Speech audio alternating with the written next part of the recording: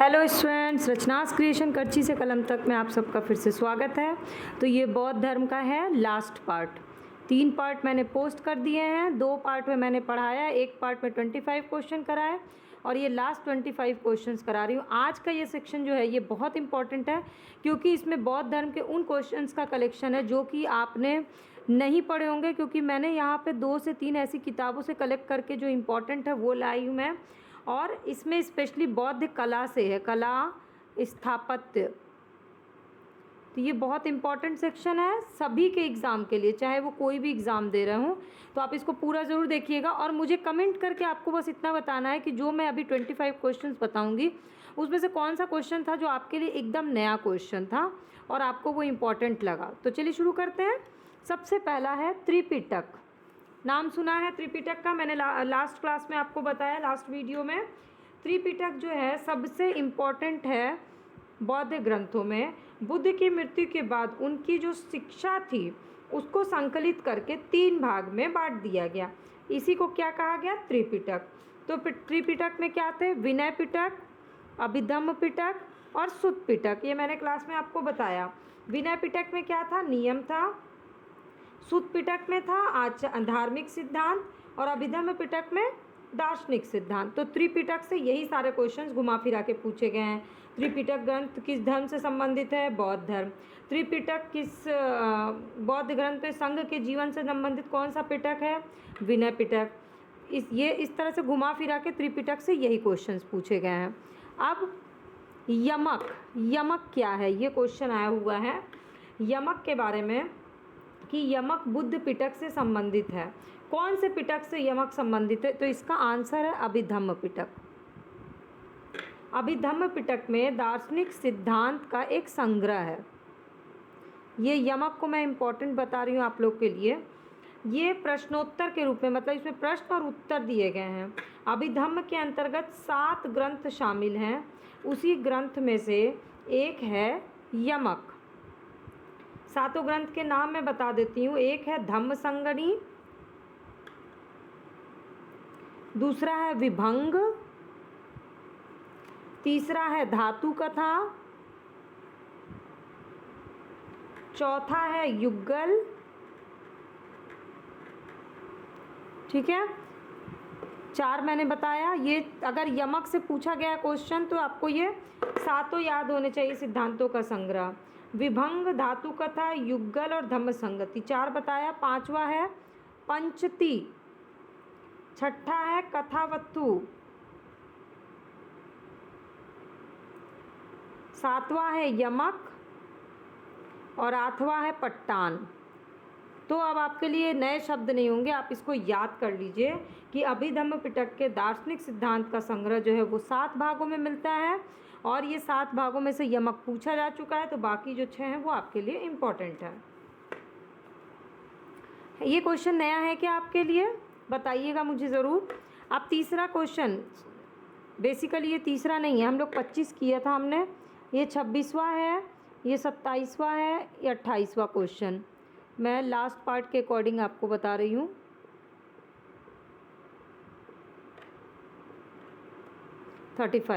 तो अब 28 number question है पवरन से रिलेटेड। अब ये पवरन क्या है? प्राचीन भारत के बौद्ध मठ में पवरन नाम का एक समारोह होता था। ठीक है, तो बौद्ध मठों में किया जाता था इस समारोह का आयोजन। जो क्या होता था? वर्षा ऋतु में मठों में प्रवास के समय भिक्षु द्वारा किए गए अपराध की स्वीकारोक्ति का अवसर होता था। मतलब भिक्षु लोग अपने अपराध की जो स्वीकारोक्ति करते थे, वर्षा ऋतु के समय 4 महीने बौद्ध भिक्षु बौद्ध महाविहार में निवास करते थे। इस समय धर्म प्रचार का कार्य सारा रोक दिया जाता था, मतलब स्थगित रहता था धर्म प्रचार का कार्य इस समय। और वर्षा ऋतु की समाप्ति पर जब पुनः धर्म प्रचार के लिए काम शुरू होता था तो बौद्ध भिक्षु पवरन नामक समारोह का आयोजन करते थे, जिसमें पीछे किए गए कार्य पर विचार करते हुए आगे की कार्य योजना बनाई जाती थी और इस समारोह में अपने द्वारा किए गए अपराधों को वो लोग स्वीकार करते। तो पवरन आपके लिए है ना इम्पोर्टेंट। अब 29 नंबर क्वेश्चन, एक क्वेश्चन से सोचिए आप कितने सारे और क्वेश्चंस और आंसर्स निकलते हैं। तो सीधा सीधा स्ट्रेट फॉरवर्ड फैक्ट याद करने से आपकी तैयारी कंप्लीट नहीं हो सकती। आपको एक कीवर्ड से कई क्वेश्चंस मिलते हैं, तो आपको एक एक कीवर्ड्स याद रखना है। जैसे कि त्रिपिटक एक कीवर्ड है, त्रिपिटक से कम 4 या 5 क्वेश्चन बनते हैं। यमक एक कीवर्ड है, जिससे मैंने आपको बता दिया 6 क्वेश्चन और बनते हैं। पवरन एक कीवर्ड है, जिससे 3 क्वेश्चन और बनेंगे। तो आपको कीवर्ड के थ्रू उससे जुड़े सारे फैक्ट याद रखने हैं। अब 29 नंबर क्वेश्चन है अशोकाराम विहार। अशोकाराम विहार से रिलेटेड क्वेश्चन पूछा गया है कि किस स्थान पे स्थित है। तो इसका आंसर है पाटलिपुत्र। ठीक, अब इससे रिलेटेड और क्या है। एक तो ये बौद्ध ग्रंथ महावंश के अनुसार मौर्य शासक अशोक ने पाटलिपुत्र में अशोका विहार का निर्माण कराया। तो किसने कराया? मौर्य शासक अशोक ने। ऑब्वियस है अशोकाराम विहार है, तो आप उससे आंसर निकाल सकते हैं। इस विहार का निरीक्षण इंद्रगुप्त नामक थेर भिक्षु के निरीक्षण में हुआ। तो कौन भिक्षु इसका निरीक्षण कर रहा था? थेर भिक्षु निरीक्षण कर रहा था। और तीसरी बौद्ध संगति भी अशोक के समय में ही हुई थी, इसलिए उससे आप कनेक्ट कर सकते हैं। इसलिए अशोकाराम विहार इंपॉर्टेंट है, जो कि पाटलिपुत्र में है। अब इसके बाद 30 नंबर क्वेश्चन विश्व शांति स्तूप से रिलेटेड। विश्व का सबसे ऊंचा कहे जाने वाला विश्व शांति स्तूप कहाँ स्थित है? तो इसका आंसर है राजगीर, यानी कि बिहार में। तो बिहार में राजगीर की पहाड़ी पर स्थित है शांति स्तूप, जो कि विश्व का सबसे ऊंचा विश्व शांति स्तूप है। 400 मीटर की ऊंचाई है। वैशाली स्थित जो शांति स्तूप है वो 38 मीटर है। और इसलिए ज़्यादा इम्पोर्टेंट क्या है आपका? राजगीर वाला। और उसके अलावा कहाँ है? वैशाली में है। अब बुद्ध की जो 80 फीट की प्रतिमा है बोध गया में, वो उसके बारे में भी याद कर लीजिए आप लोग कि बुद्ध की 80 फुट की प्रतिमा जो है वो बोध गया में है। लाल ग्रेनाइट से बना हुआ और 7 वर्ष लगा उसको बनाने में। तो इसलिए ये 80 फुट वाली प्रतिमा कहाँ है? बोध गया में। 3 चीज़ें बताई। अब देखिए स्तूप पे चलते हैं। वेरी इंपॉर्टेंट, मैंने स्तूप का बेसिक फैक्ट्स आपको पिछली वीडियो में बताया। अब मैं स्तूप से रिलेटेड क्वेश्चंस बताती हूँ आपको। सर्वप्रथम स्तूप शब्द कहाँ मिलता है? यहीं से ये क्वेश्चन शुरू होता है। तो सबसे पहले कहाँ मिला? ऋग्वेद में।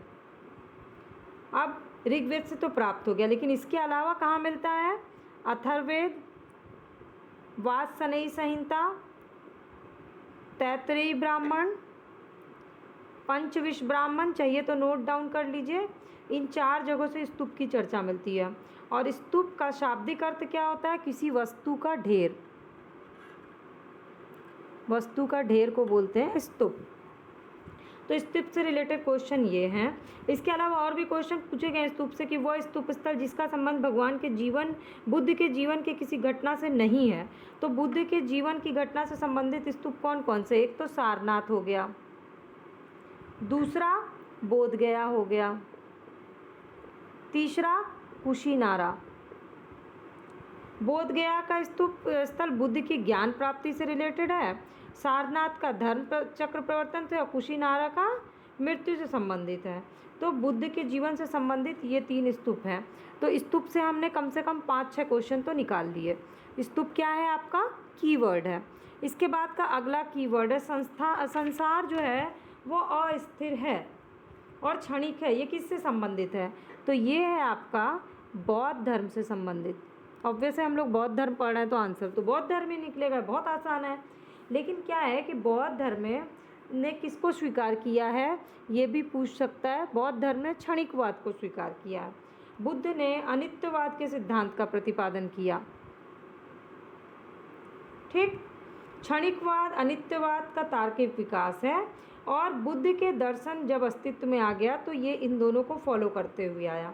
मतलब कि विश्व की जो भी वस्तु है उसका अस्तित्व क्षणिक है, कोई भी चीज़ स्थायी नहीं है। कंक्लूजन क्या निकला? कि संसार अस्थिर है। दूसरा, वो तुरंत ही विलीन हो जाएगा।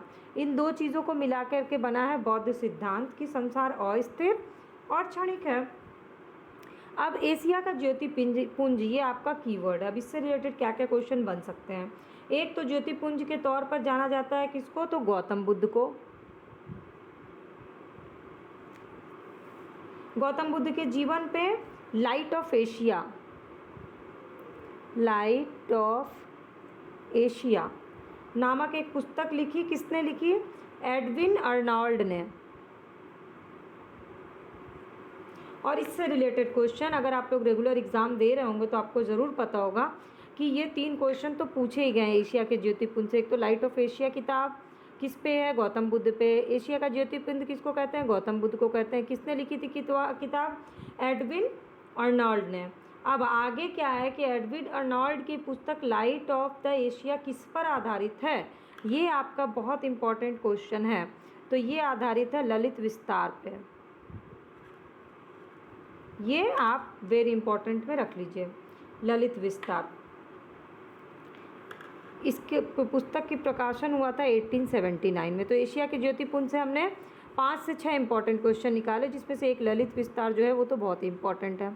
39 नंबर क्वेश्चन, हीनयान और महायान में बेसिक अंतर पूछा गया है कि बौद्ध धर्म के महायान और हीनयान संप्रदाय में सर्वाधिक मौलिक अंतर क्या था? तो मौलिक अंतर था देवी देवता की पूजा से संबंधित। ठीक, हीनयान महायान किस में बटे थे? चौथे वाले में बटे थे। तो मैं आपको कुछ बेसिक मौलिक अंतर बता देती हूँ हीनयान और महायान धर्म का। हीनयान का शाब्दिक अर्थ होता है निम्न मार्गी और महायान का शाब्दिक अर्थ होता है उत्कृष्ट। ठीक है, इधर से रख लीजिए हीनयान, इधर से रख लीजिए महायान। अब अगला, इसमें महात्मा बुद्ध जो हैं वो महापुरुष माने जाते हैं हीनयान में, और इसमें ही महायान में उनको देवता माना गया। ठीक, अब कुछ और चीज़ें अंतर देखते हैं। एक तो इसमें निम्न हो गए, ये उच्च हो गए। इसमें महापुरुष, इसमें देवता। तीसरा अंतर क्या है? ये व्यक्तिवादी धर्म है। इसके अनुसार प्रत्येक व्यक्ति को अपने से मोक्ष प्राप्त करना चाहिए। और ये क्या है? ये कहता है कि अगर व्यक्ति परोपकार करेगा तो ही उसको मोक्ष मिलेगा। भाई, बिना परोपकार के वो मोक्ष नहीं प्राप्त कर सकता है। ये मूर्ति पूजा में विश्वास नहीं करता है, और ये लोग जो है आत्मा, पुनर्जन्म सब में विश्वास करते हैं। ये जो है भिक्षु जीवन को मानते हैं कि जीवन जो है वो कठोर होना चाहिए भिक्षुओं की तरह। इनका मानना है कि भाई सरल जीवन जियो, आराम से जियो, सर्व साधारण होकर के, भिक्षु उक्षु बनने की ज़रूरत नहीं है। इनका मानना है आहत, आदर्श इनका अहत को प्राप्त करना, और ये लोग प्राप्त करना चाहते हैं बोधिसत्व को। इनके प्रमुख संप्रदाय हैं वैभाषिक, ये मैंने लास्ट वीडियो में बताया था, और सौंत्रांतिक। इनका संप्रदाय है शून्यवाद और विज्ञानवाद। तो अब ये हो गया आपको बेसिक अंतर हीनयान और महायान में, जो कि आपके मेंस के लिए भी बहुत इंपॉर्टेंट है। प्री के लिए तो आपके इंपॉर्टेंट है ही, मेंस के लिए भी बहुत ज़्यादा इंपॉर्टेंट है। ठीक है, अब बुद्ध देवता के रूप में ये क्वेश्चन पूछा गया है बुद्ध के बारे में कि बुद्ध को देवता के स्थान, मतलब स्थान किस राजा के युग में प्राप्त हुआ? तो इसका आंसर है कनिष्क के समय में। ये तो स्ट्रेट फॉरवर्ड आंसर हो गया। अब कनिष्क से रिलेटेड कुछ और रिवीजन कर लेते हैं। ये चौथी बौद्ध संगति में थे। ठीक है, इसी समय हीनयान महायान का बंटवारा हुआ। महायान शाखा में बुद्ध को देवता माना गया, उनकी पूजा की जाने लगी, और कनिष्क जो है वो महायान शाखा से ही जुड़ा हुआ था, और उसने ही बुद्ध को देवता के रूप में स्थापित किया। तो कनेक्टिविटी के साथ भी आपका आंसर निकल जाएगा। ये हो गए आपके 35 क्वेश्चन। अब चलिए आगे देख लेते हैं। इस 10 में से आपको कौन सा क्वेश्चन बिल्कुल नया लगा, मुझे फटाफट से कमेंट करके बताइए। अब अगला 10 क्वेश्चन 36 नंबर से। तो कीवर्ड है मूर्ति पूजा। देश में निम्नलिखित में से किसने मूर्ति पूजा की नींव रखी? तो अभी तक के आधार पर जितना आपने बौद्ध धर्म पढ़ा, आपने एक कंक्लूजन निकाल लिया होगा कि बौद्ध धर्म ने ही मूर्ति पूजा की नींव रखी। तो महायानियों ने रखी थी सबसे पहले मूर्ति पूजा की नींव, क्योंकि उन्होंने ही सबसे पहले बुद्ध की प्रतिमा स्थापित की थी।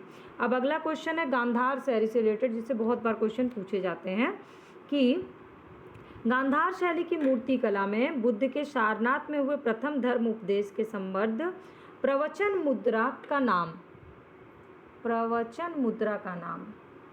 तो ये मुद्रा थी धर्मचक्र, धर्मचक्र। अब इससे रिलेटेड क्या है कि ये जो थी ना गांधार शैली की मूर्ति कला थी, जिसमें बुद्ध जो है धर्म उपदेश दे रहे हैं, धर्मचक्र मुद्रा जो थी प्रवचन मुद्रा, गांधार कला की उत्पत्ति का स्रोत क्या है? Asia minor. उस कला को और क्या कहते हैं? हेलेनिस्टिक।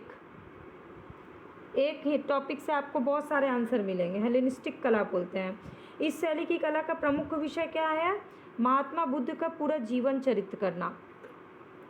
इसके अंतर्गत बुद्ध को किस किस रूप में दिखाया गया है? एक तो धर्म चक्र, दूसरा ध्यान मुद्रा, तीसरा अभय मुद्रा, चौथा वरद मुद्रा। इन मूर्तियों का निर्माण किया गया। तो आपसे क्या पूछा गया? प्रवचन मुद्रा, यानी कि जब वो धर्म चक्र दे रहे हैं तब का पूछा गया। तो बाकी भी पूछा जा सकता है, ध्यान मुद्रा, अभय मुद्रा और वरद मुद्रा। तो गांधार शैली से आपके कितने क्वेश्चन निकल गए? 6 से 7 क्वेश्चन आपके गांधार शैली से हैं। आप लोग को मेरे पढ़ाने का तरीका इजीली समझ में आ जाता है ना। अगर कोई भी आपको थोड़ा सा भी डाउट्स क्रिएट होता है, डाउट्स आते हैं, तो आप लोग प्लीज़ मुझसे क्वेश्चन पूछ सकते हैं। अब अगला कीवर्ड है बुद्ध प्रतिमा। बुद्ध प्रतिमा से क्या क्वेश्चन पूछा गया? जिसमें बहुत बार बुद्ध की प्रतिमा और कला से रिलेटेड क्वेश्चन पूछे गए हैं। बुद्ध की खड़ी प्रतिमा निम्नलिखित में से किस काल में बनाई गई? तो कुषाण काल में बनाई गई बुद्ध की खड़ी प्रतिमा। कुषाण काल में बेसिकली क्या था? गांधार और मथुरा कला दोनों के तहत बुद्ध और बोधिसत्व की मूर्तियां बनाई जाना शुरू कर दी गई। और कुछ राइटर्स के अनुसार ना मथुरा में ही बुद्ध मूर्ति का निर्माण भी किया गया। ये ज़्यादा फेमस है मथुरा। तो बुद्ध की प्रतिमा किस काल में बनाई गई? कुषाणों काल में, और मथुरा कला में ज़्यादा बनाई गई है। इसके बाद का क्वेश्चन है आपका भूमि स्पर्श मुद्रा। ये क्या है भाई भूमि स्पर्श मुद्रा? भगवान बुद्ध की प्रतिमा जब कभी कभी एक हस्त मुद्रा युक्त दिखाई देती है। अगर आपने गौतम बुद्ध के इन सारे स्थलों में कहीं भी एक जगह भ्रमण किया होगा तो उसमें से एक मुद्रा है भूमि स्पर्श मुद्रा। ये जो है ना, मार के प्रलोभन के बावजूद अपनी शुचिता और शुद्धता के साक्षी होने के लिए बुद्ध जो है ना वो धरती का आह्वान करते हैं। इसका तात्पर्य यही है। इसको बोलते हैं प्रलोभन। किसी प्रकार के प्रलोभन में आने वाले नहीं, अपनी शुद्धता के प्रति साक्षी हैं वो। और उनके लिए इम्पोर्टेंट क्या है? धरती। इसीलिए वो भूमि स्पर्श मुद्रा में है और किसी चीज़ का उनको कोई प्रलोभन नहीं है। अब ये बोधिसत्व की अवधारणा क्या है? तो बोधिसत्व मैंने आपको पिछले उसमें भी बताया बोधिसत्व के बारे में कि महायान धर्म जो है ना वो बोधिसत्व चाहता था। अभी मैंने हीनयान और महायान में अंतर जब बताया तो भी बताया। महात्मा बुद्ध में बोधिसत्व अवलोकितेश्वर को और किस अन्य नाम से जाना जाता है? ये क्वेश्चन पूछा गया। तो अन्य नाम जो है वो पद्म पाणि है, बोधिसत्व का अन्य नाम। बौद्ध दर्शन में माना गया है कि बोधिसत्व में अवलोकितेश्वर की स्थिति महिमा मंडित है और उन लोगों ने ही निश्चय किया कि वे तब तक बुद्ध नहीं बनेंगे जब तक कि सभी मनुष्यों को निर्वाण ना मिल जाए। ठीक। बौद्ध धर्म पर हिंदू धर्म का प्रभाव ही था मेनली। ये अवलोकितेश्वर वाली जो भावना है ना वो उसी से आई है। तो बेसिकली बोधिसत्व को ही पद्म पाणि कहा जाता था, जो कि निर्वाण में विश्वास करते थे, लेकिन जब तक सबको निर्वाण नहीं मिलेगा वो बुद्ध धर्म नहीं धारण करेंगे। पद्म पाणि। अब चित्रकारी से भी एक क्वेश्चन पूछा गया और रियल भाषण में इसकी बड़ी अच्छी व्याख्या भी की गई है। बोधिसत्व पद्म पाणि का चित्र सर्वाधिक प्रसिद्ध और प्रायः चित्रित चित्रकारी है, जो कि कहाँ मिलता है? अजंता में। गुफा एक ही बोधिसत्व पद्म पाणि चित्रकला सिर्फ एक ही जगह मिलती है, वो है अजंता में। ये श्रेष्ठ कलाकृति है 6ठी शताब्दी के ईस्वी के अंत में और इसमें राजसी शैली मिलती है, जिसमें उनके लंबे लंबे काले बाल हैं। बहुत सुंदर तरीके से उनको बहुत ही मनमोहक तरीके से बनाया गया, अलंकृत किया गया। कमल का फूल पकड़े हुए हैं वो। ये है उनकी पद्म पाणि अवस्था में चित्रकारी अजंता के गुफा में। इसके बाद है शैलचित्र चैत्यगृह क्या है? तो इससे क्वेश्चन है कि हीनयान अवस्था का विशालतम एवं सर्वाधिक विकसित शैलचित्र चैत्यगृह कहाँ स्थित है? तो इसका आंसर है कार्ले। हीनयान अवस्था का विशालतम और सर्वाधिक विकसित शैलचित्र चैत्यगृह कार्ले में है, जो कि कहाँ है? महाराष्ट्र में। ठीक। अजंता पढ़ लिया, कार्ले पढ़ लिया, कहाँ पे क्या है वो आपको याद होना बहुत ही ज़रूरी है। अगर बौद्ध धर्म के कला से भी अगर क्वेश्चन आता, कला एवं स्थापत्य से, या 6ठी शताब्दी की कला स्थापत्य, तो उसमें के लिए भी बहुत इंपॉर्टेंट है। 11 सिर के बोधिसत्व। अब ये क्या है? तो किस शैलकृत गुफा में 11 सिर के बोधिसत्व का अंकन है? तो इसका आंसर है कन्हेरी। ये है सलसेती द्वीप में, कन्हेरी गुफा, महाराष्ट्र। बहुत अच्छा पर्यटन स्थल है ये। यहीं पर 4 भुजा और 11 मुख हैं बुद्ध की। बहुत अजीब मूर्ति है बुद्ध की, लेकिन ये अपने किस्म की भारत में एकमात्र मूर्ति है बुद्ध की। बाकी इस तरह की मूर्ति हम लोग को चीन में, कंबोडिया, जापान सब जगह मिलती है, पर भारत में एकमात्र मूर्ति है ऐसी जो कि कन्हेरी में मिलती है। चीन में बौद्ध भिक्षु कौन गया है? प्रथम शताब्दी से पूर्व किस भारतीय बौद्ध भिक्षु को चीन भेजा गया? तो इसका आंसर है नागार्जुन। नागार्जुन किसके दरबार में थे? कनिष्क के। उसने अपनी पुस्तक कौन सी लिखी थी? माध्यमिक। ये सब याद है आप लोग को? अगर तो अच्छी बात है, नहीं याद हो तो प्लीज़ इसको याद कर लीजिए, क्योंकि ये सारे इंपॉर्टेंट क्वेश्चन हैं। मैं बहुत ज़्यादा फैक्ट्स आप लोग को खुद ही नहीं बताना चाहती हूँ। मुझे लगता है कम से कम इंपॉर्टेंट कवर हो जाए। एक आध क्वेश्चन तो सभी से एग्जाम में गलती या मिस्टेक होती है या छोड़ने के लिए ही आते हैं। सब सारे फैक्ट्स आप याद नहीं कर सकते हैं, बट जो इंपॉर्टेंट है अपर लेयर के फैक्ट्स हैं उसको आप छोड़िए मत। तो ये जो माध्यमिक कारिका है, ये किताब नागार्जुन की है, ये इम्पॉर्टेंट है आपके लिए। किस सिद्धांत पर है? ये सापेक्षता के सिद्धांत पे है। नागार्जुन चीन यात्रा करके बौद्ध शिक्षा प्राप्त की थी, नागार्जुन को भेजा गया था। अब 45 नंबर क्वेश्चन शून्यता के सिद्धांत से रिलेटेड, कि शून्यता के सिद्धांत का सर्वप्रथम प्रतिपादन करने वाला बौद्ध दार्शनिक कौन था? तो ये भी नागार्जुन थे। शून्यता के सिद्धांत को और क्या बोलते हैं? माध्यमिक। प्रवर्तक इसके नागार्जुन। किस चीज़ से संबंधित था? सापेक्षवाद भी इसको कहा जाता है। ठीक, तो अब ये हो गया नागार्जुन से रिलेटेड इम्पॉर्टेंट चीज़ें। आप चलिए लास्ट का 5 क्वेश्चन और देख लेते हैं, हो जाएंगे आपके 50 क्वेश्चन, और इस 50 क्वेश्चन के थ्रू आपका पूरा बौद्ध धर्म हो गया तैयार। अगला टॉपिक हम करेंगे जैन धर्म।